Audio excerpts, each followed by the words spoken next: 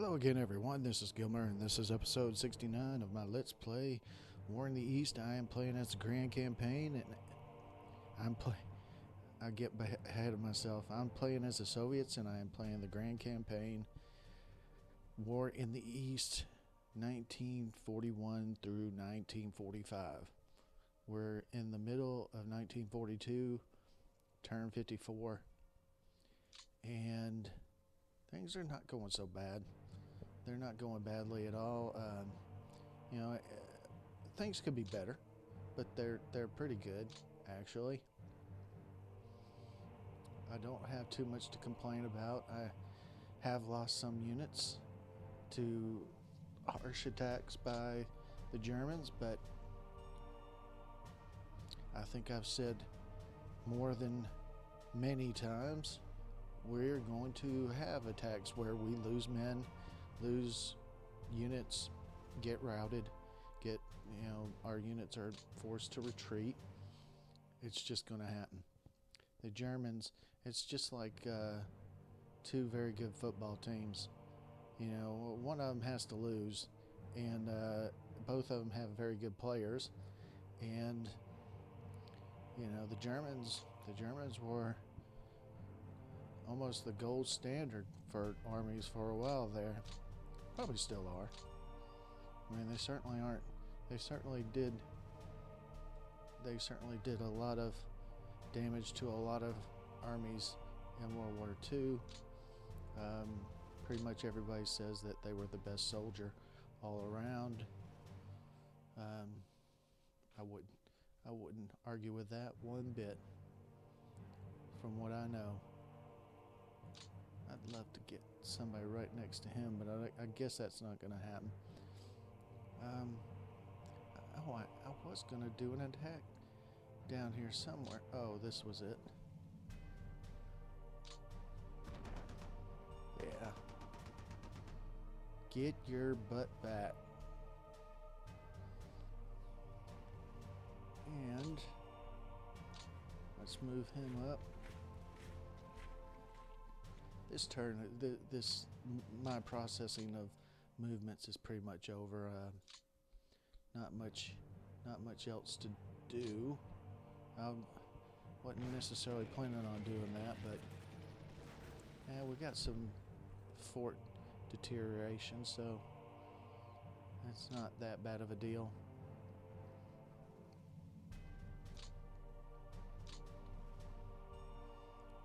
Let's see. We can do a hasty attack against him, and we forced him back. Good deal. I don't really like these guys sitting all by their lonesome. I'll stack somebody up against him. We'll move him up a little. Brigade, division, and that's a division. We'll move him up.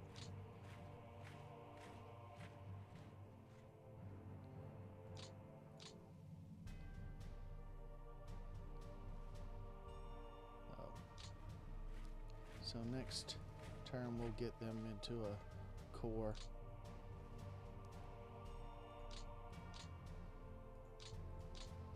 All right. I like it. Let's see. I don't like that. I really don't like that.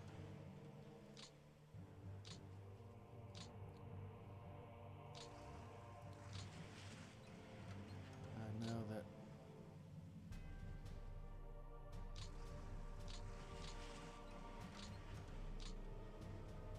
we'll put them way over there just in case these guys make a breakout and get all up in my back field. The 19th Army.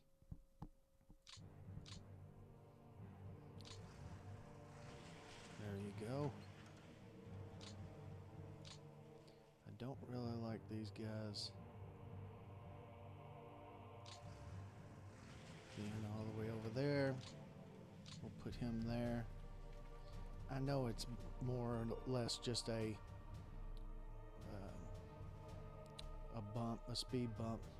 If they were to go in this direction, I don't think they'll go in that direction. If they go in any direction, it'll probably be up this way, but who knows?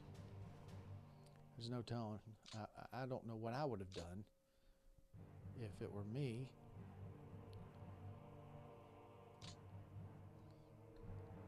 Did I already do an attack here? Let's see. 106,000 and 32,000 they'll hold, and they did. And that's the way it goes in a lot of these battles. You pretty much have to make attacks that you wouldn't normally do.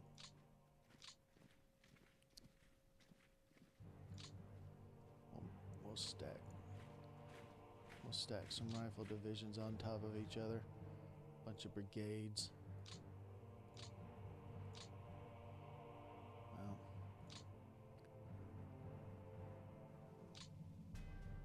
yeah, that'll do. Just in case. I probably will not even remember where those guys are.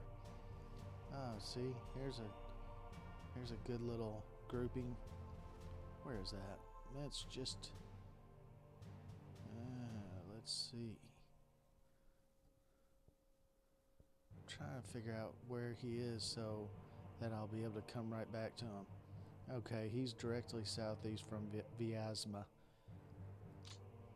And that we'll build him into a corps, assuredly. 2 tank brigades and a rifle division. Let's see. Tank brigade, tank brigade, tank brigade. So there's one group. Tank brigade. So now we have 2 stacks of tank brigades ready to be built into a tank corps. I think it goes straight from tank brigade to tank corps. One I remember. Are all these on reserve? No. We'll put them on reserve. Are you on reserve? No, you are not. We will put you on reserve.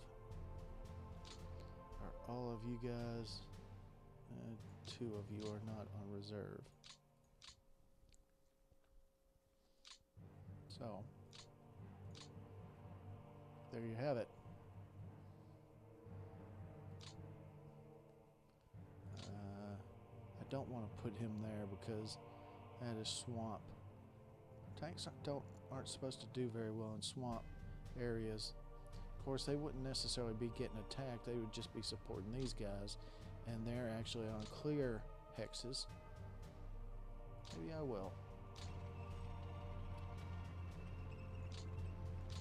Oh, he's unready anyway. To hell with that. He wouldn't do anything anyway. Oh, who is... Where are the rest of your troops?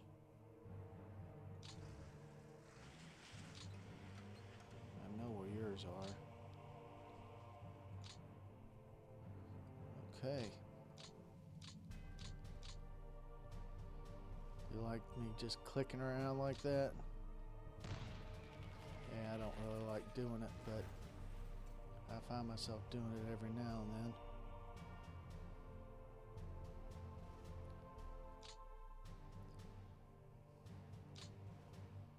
Alright.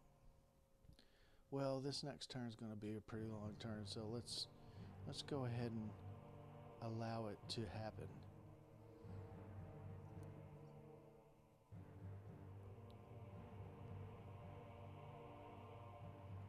To hell with it. I was going to show some things, but we'll go ahead and just let a turn process.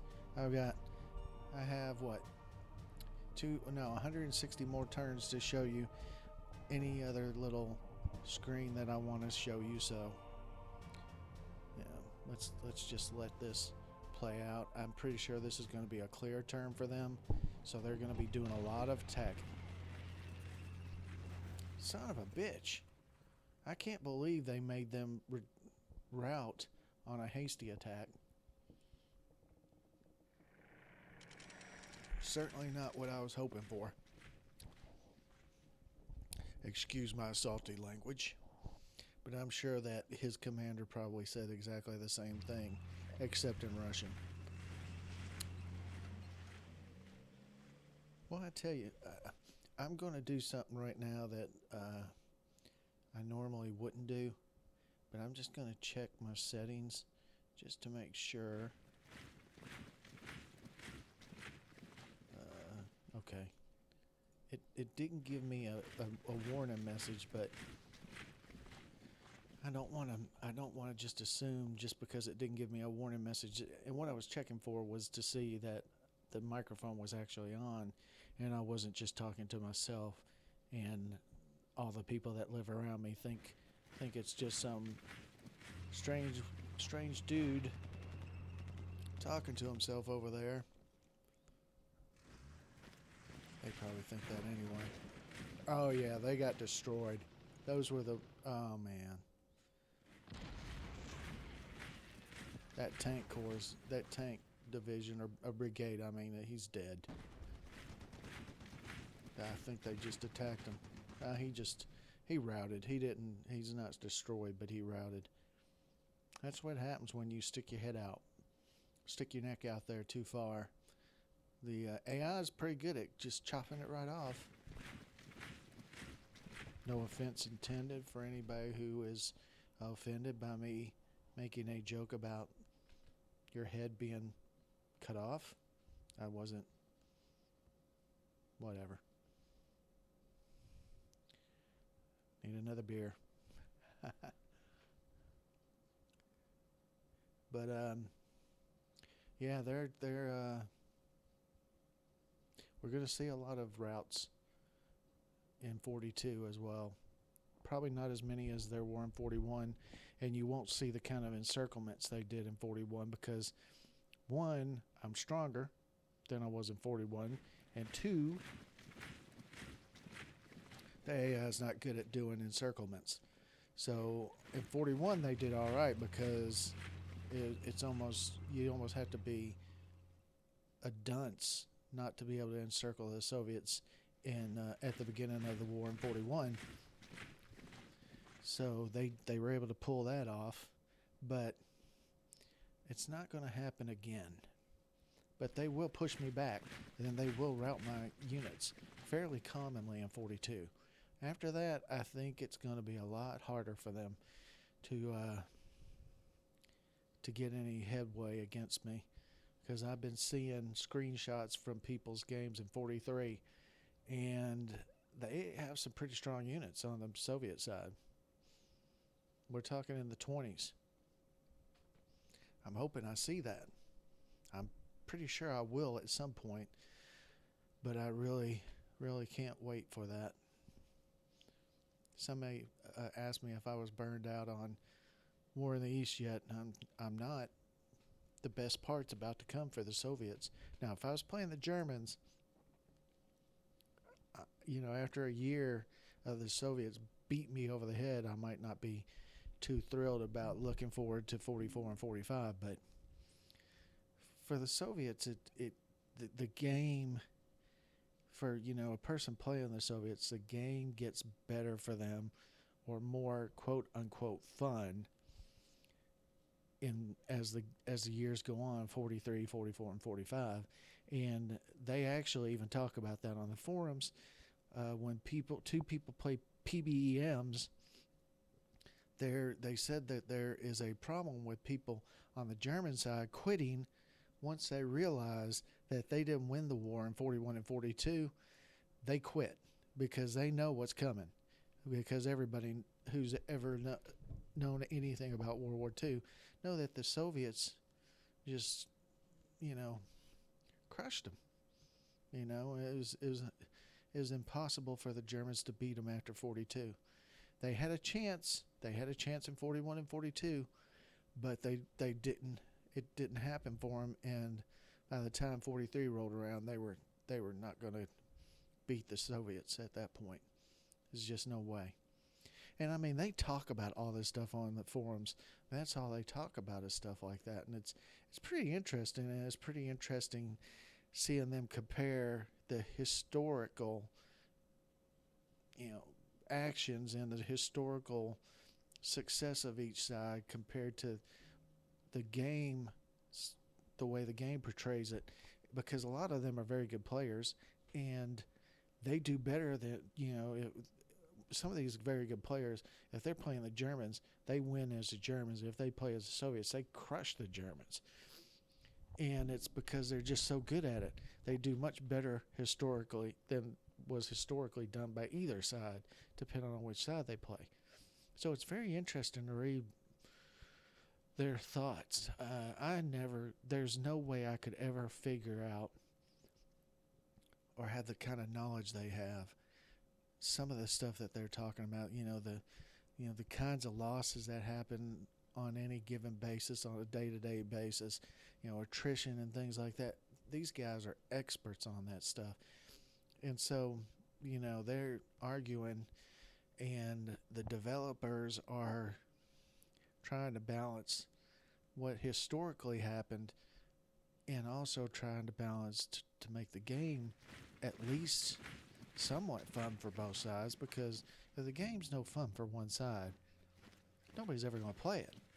And that's what the people were talking about when they were saying so many people start the Germans, and when they don't win by 42, they quit. They quit the PBEM, and they say that the guy will even say, I won't quit, if things start going bad at the end of 42. And then they say 90% of the time they'd quit. Even though they said they wouldn't quit. So it's kind of funny. It's kind of interesting. But as I was saying, the developers are trying to make the game at least somewhat fun for both sides. I mean, this game is not like War in the West for one really big reason. And that is both sides in this game have a chance to be the attacker.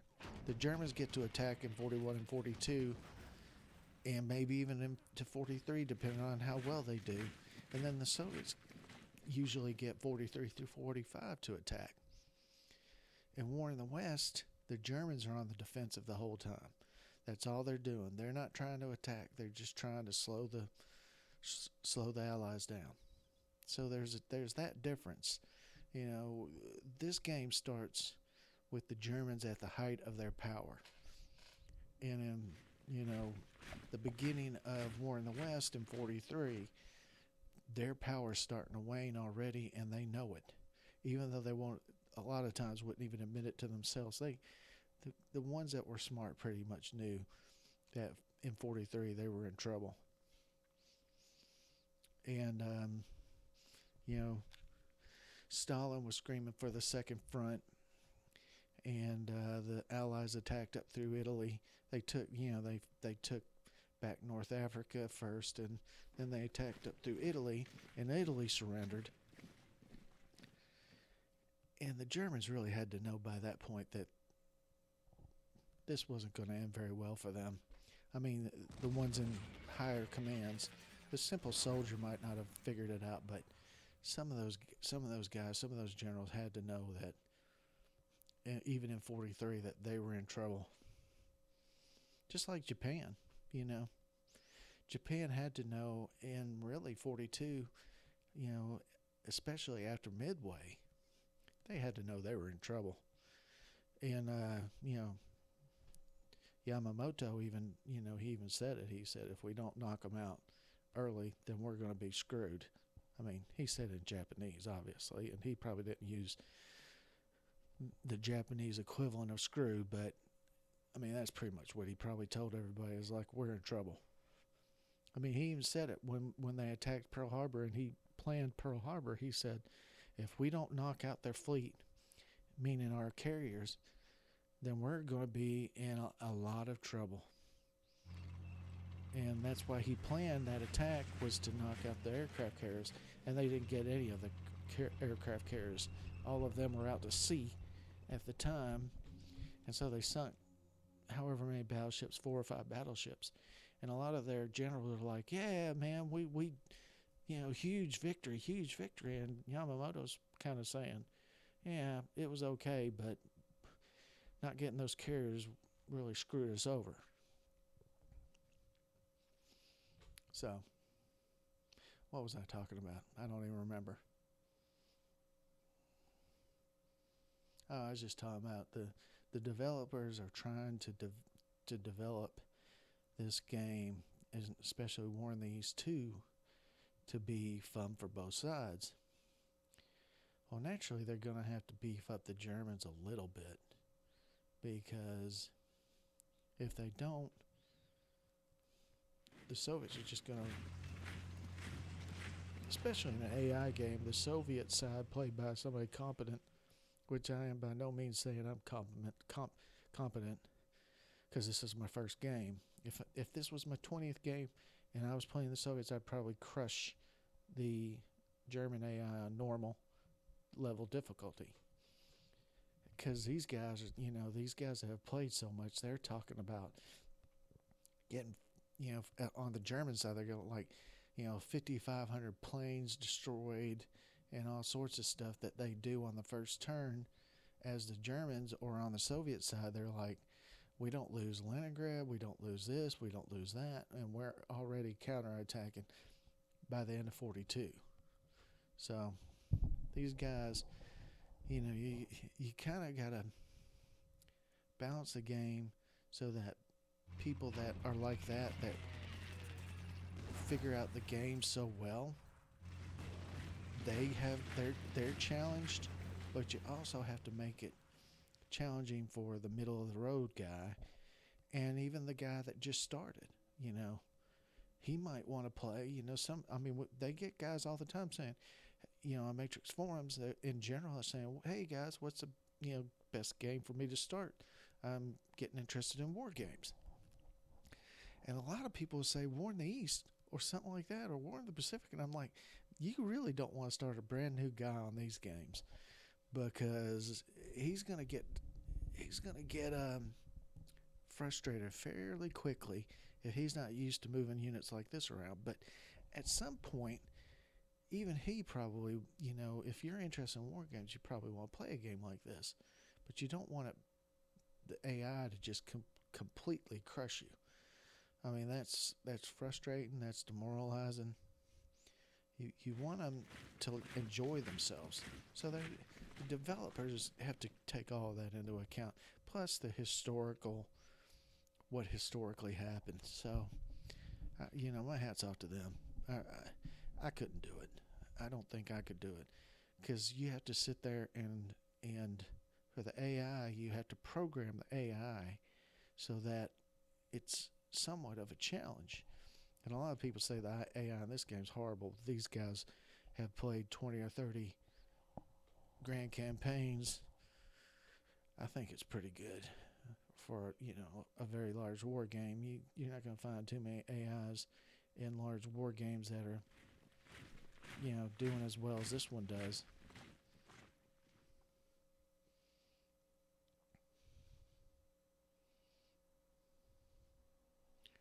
There's one game.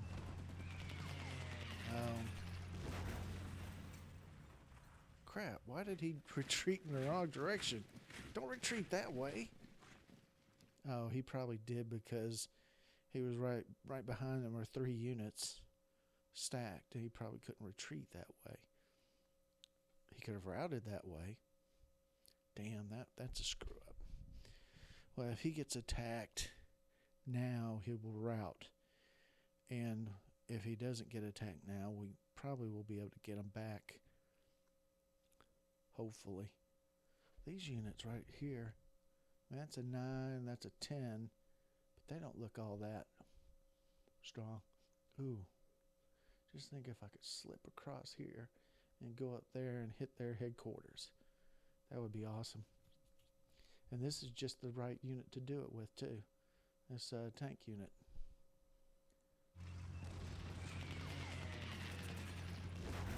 Yep, some more routes. It's going to happen a lot. That's a route. Oh, it's just a retreat. Oh, two of them are routed. Holy mackerel. They just obliterated those guys. That was a hasty attack and they obliterated them. It's going to happen, though. But I guarantee you it's not going to happen much in 43.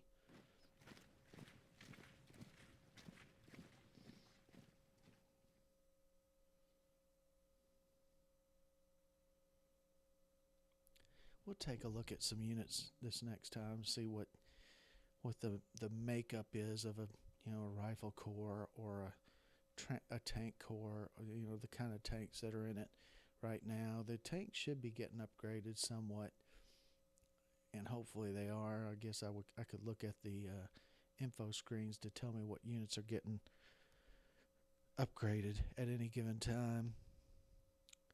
I don't like that. They whipped away just at the right time. See? And now they're...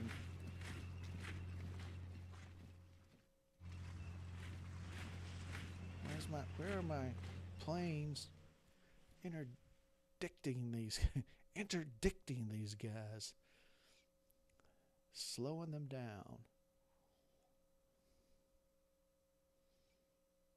Man, all that open space right there, I would love to just slam them back up against these mountains and just destroy this whole southern front.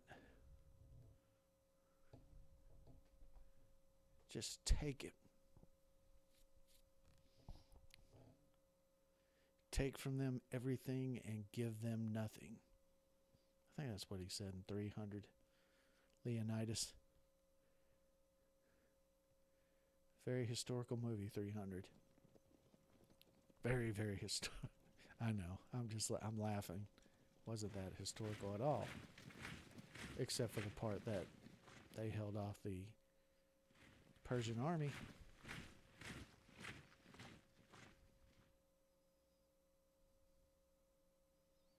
Man, I would love to cut these guys off. Well, that's not mine, so. But I could maybe do this.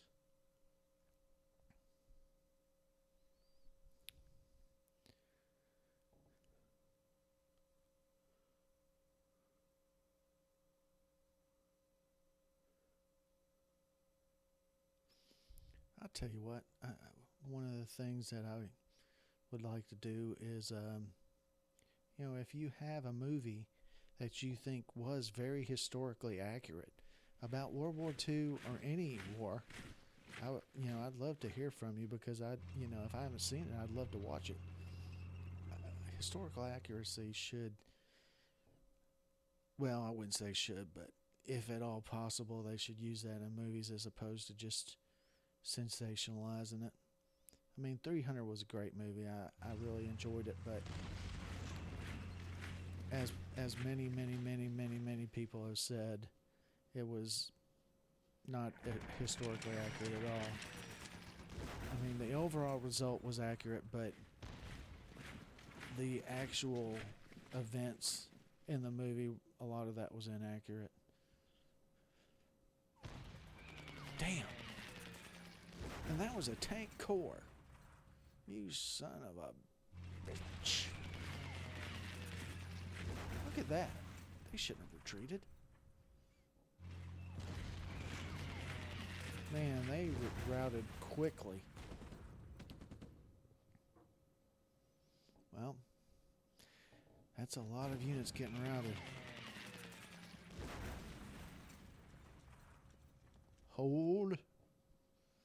That's another movie that they ripped on historical accuracy. Braveheart.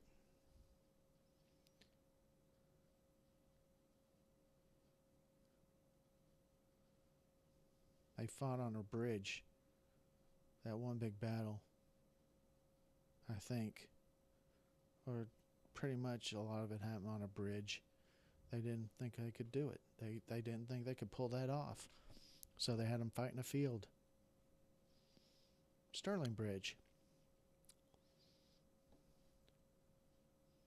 That must be one big bridge for them to have fought a whole battle on. It's funny, in a book I read, and you guys probably heard of him, Tom Clancy, Red Storm Rising. They were, two of the characters are watching a Russian movie about Alexander Nevsky, and they're talking about the battle that he participated in, and the battle is on a frozen lake, and one of them's going, yeah, like laughing about it, kind of implying that it's not historically accurate, or thinking that. And the other guy was like, well, you'd be surprised because they actually did fight that battle on a frozen lake. So there we go. Their turn is over and mine begins. But it is time for me to end this episode. I will take a look. Our losses are really racking up. They've lost 1,736,000. I have lost 4,478,652 men. That's a lot. And we've lost 20,398 AFVs. Now, as I mentioned before, most of those were obsolete. And that's what I read an article about the Battle of Kursk, and they were talking about that, and the author was trying to point out that the Battle of Kursk wasn't as big of a deal as everybody made it out to be. And then he mentioned some earlier tank battle, because a lot of people say Kursk was the biggest tank battle ever. And he points out there were more tanks in a battle in 41. But somebody points out, yeah, but most of those tanks were obsolete tanks. So it's not quite the same. But the point I'm trying to make is we've lost 20,000 AFVs, 20,398 to their 4,329. But most of these are those T-26s and BT-7s and little crap tanks that shouldn't even probably still been in service at this point. Well, they show them over here. This will tell you. See, T-26 1931 version.